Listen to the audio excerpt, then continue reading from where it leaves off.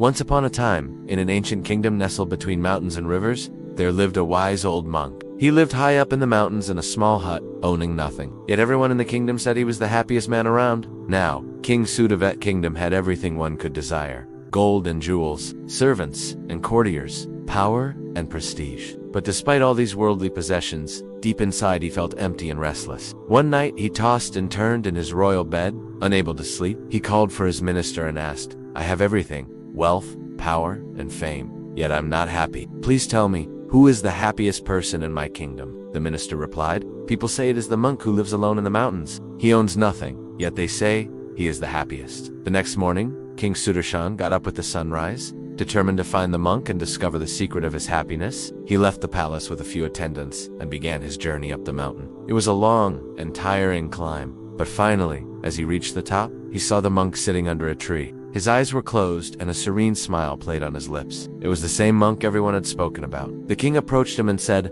"Wise monk, I have come to learn the secret of happiness from you. I have wealth and power, but my heart is troubled. Please help me." The monk opened his eyes, looked at the king and said calmly, "I can show you true happiness, but only if you trust me and do exactly as I say for one day." "I am ready to do anything," said the king, eager to find peace. And so the monk gave the king simple clothes to wear and asked him to remove his crown and royal robe. The king felt strange without his usual finery, but he trusted the monk and did as he was told. Then they spent the whole day together. They gathered firewood and built a small fire. They carried water from the river and cooked plain rice. The king, who was used to servants doing everything for him, felt a bit awkward, but he did all the work with a curious mind. As evening fell and they sat together under the stars, the king asked, "Is this your secret? Living simply and doing all your own work?" The monk smiled and said, "There is one more lesson. Come back tomorrow morning, and I will show you the rest." The king returned to the palace that night, feeling tired but strangely peaceful. He slept soundly for the first time in a long while. The next morning,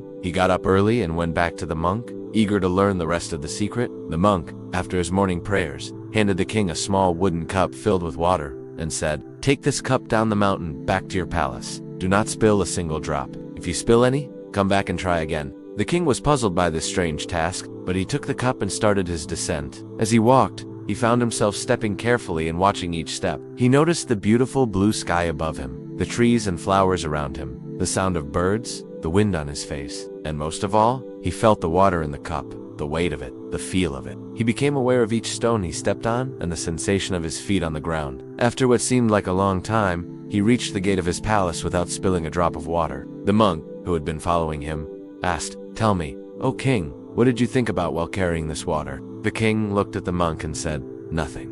"Really? I was thinking about my steps and the water in the cup. My mind was calm." The monk laughed gently and said, "This is my secret to happiness. It is here and now. When your mind stays in the present moment, not lost in the past or future, not thinking too much, not full of worries and fears, you find peace. This is the first step to true happiness." The king finally understood that true happiness was not in the opulence of the palace or the power he possessed, but in the simple act of being present in the moment, fully awake and alive. From that day on, King Sudarshan ruled his kingdom with a calmer and more grateful heart. Though he still had his wealth and power, he also had a deeper treasure: the knowledge that real happiness was in every breath, in every step, in every moment. Don't forget to subscribe.